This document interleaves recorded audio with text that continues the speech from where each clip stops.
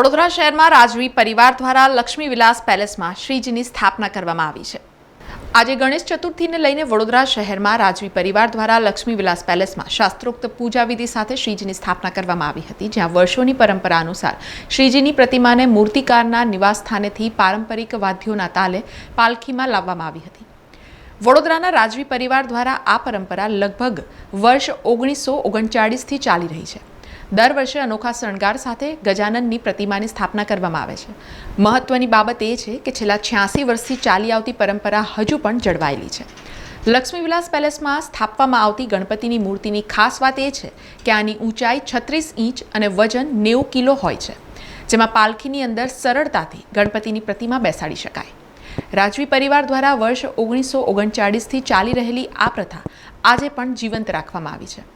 ગણેશનું સ્થાપના થઈ છે, અમારા ઘરે પધાર્યા છે, એટલે બધાને ખૂબ જ આનંદ અને એક લાગણી જેવું વાતાવરણ છે।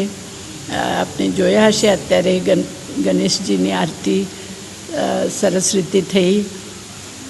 મારે એમ જૂના પદ્ધતિથી જૂના સંસ્કારો અને જૂના જે કંઈ પ્રયત્ન હતું આ પ્રમાણે અમને ગણપતિજીનું સ્થાપના થાય છે।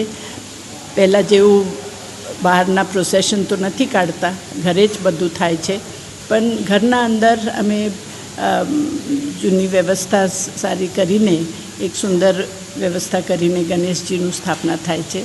તો આ સુંદર આજના પવિત્ર દિવસ હું બધા વડોદરાવાસીઓને શુભેચ્છા મોકલું છું।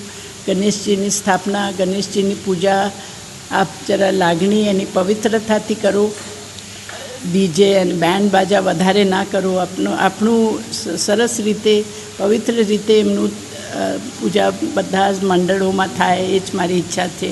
એ બીજી પણ એક વાત કહું છું કે જે રોજ ગણપતિજીનું આરતી, ફૂલ, નારળ, પ્રસાદ જે પણ નીકળે છે, આ હું ખાસ વિનંતી કરું છું કે તમે પાણીમાં ના નાખો અને બધા આપણા પાણીઓ તલાવ છે પ્રદૂષિત ના કરો।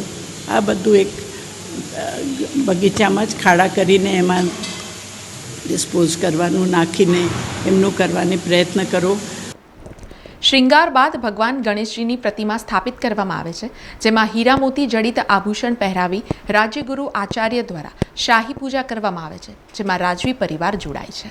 અહીંયા પેલેસની અંદર ઘણા બધા વર્ષોની આ પરંપરા છે, એ મુજબ આ વર્ષે પણ અહીંયા આજના દિવસે ગણપતિ દાદાની વિધિવત રીતે સ્થાપના, પૂજા અર્ચના વગેરે થશે।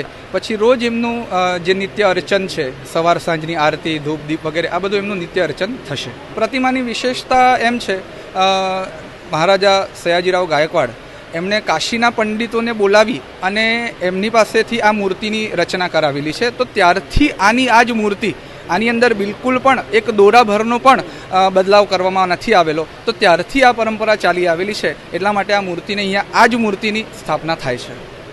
સમાચારોના સતત અપડેટ માટે TNN ન્યૂઝને YouTube પર સબસ્ક્રાઇબ કરી બેલ આઇકોન પ્રેસ કરો અને અમારી સાથે જોડાયેલા રહો Facebook, Instagram અને Twitter ઉપર।